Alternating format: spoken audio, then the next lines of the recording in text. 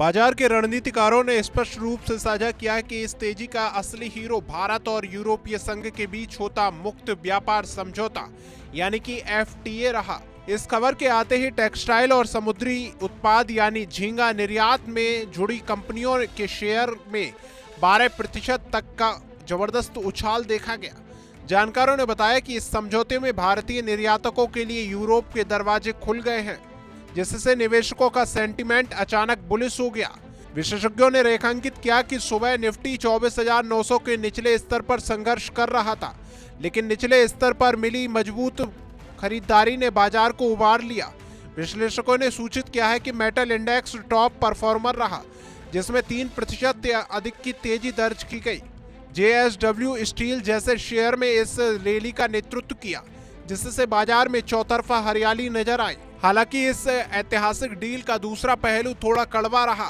रणनीतिकारों ने बताया कि यूरोपीय कारों पर आयात शुल्क कम होने की संभावना ने भारतीय ऑटो दिग्गजों की नींद उड़ा दी है। यही कारण रहा महिंद्रा और महिंद्रा, मारुति सुजुकी और टाटा मोटर्स के शेयर में 5% तक गिरावट दर्ज की गई। विशेषज्ञों ने दर्ज किया है कि ऑटो इंडेक्स लाल निशान में बंद होने वाला सबसे प्रमुख सेक्टर रहा। दूसरी ओर पिछले हफ्ते के इस संकट से उबरते हुए अडानी ग्रुप के शेयरों में जोरदार वापसी देखी गई।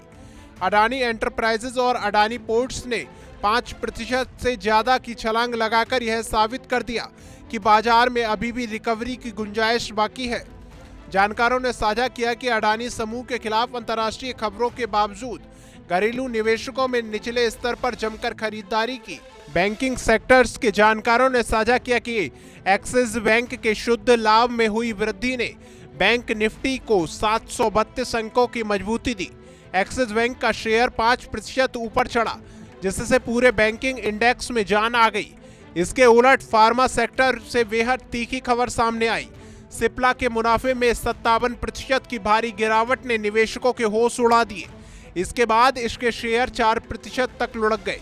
विशेषज्ञों ने यह भी बताया कि एशियन पेंट्स के मुनाफे में 4% की गिरावट ने इसे टॉप लूजर्स की सूची में डाल दिया। इसके विपरीत टाटा कंज्यूमर प्रोडक्ट्स ने अपने मुनाफे में 38% की भारी बढ़त दिखाकर बाजार को चौंका दिया।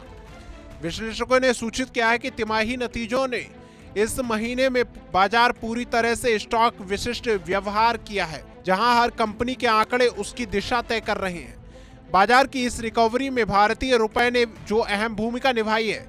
रणनीतिकारों ने बताया कि डॉलर के मुकाबले रुपए 0.2% मजबूत होकर 91.72 के स्तर पर बंद हुआ, जिससे निवेशकों का भरोसा बढ़ा।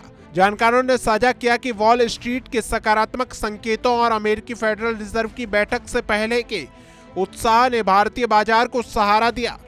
मेटल और आईटी सेक्टर में आई खरीदारी यह संकेत दे रही है कि निवेशक अब जोखिम लेने को तैयार हैं। विशेषज्ञों ने आगाह किया है कि चूंकि निफ्टी फ्यूचर्स एंड ऑप्शंस की एक्सपायरी करीब है, इसलिए इंट्राडे के दौरान भारी उतार चढ़ाव बना रहेगा। विश्लेषकों ने राय दी है कि मध्यम अवधि के लिए मेटल और बैंकिंग सेक्टर्स में सुधार के स्पष्ट संकेत हैं।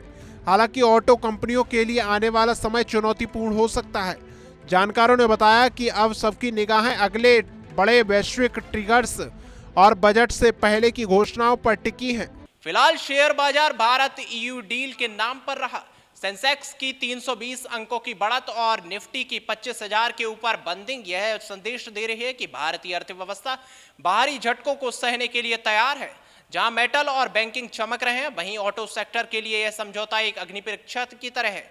बाजार खुलेगा तो यह देखना होगा कि यह मदर ऑफ ऑल डील्स का उत्सव बरकरार रहता है या फिर वोलेटिलिटी का ये जिन्न दोबारा बाहर आता है। कैमरा पर्सन उज्जवल के साथ मैं आशुतोष शर्मा, टीवी 100 नोएडा।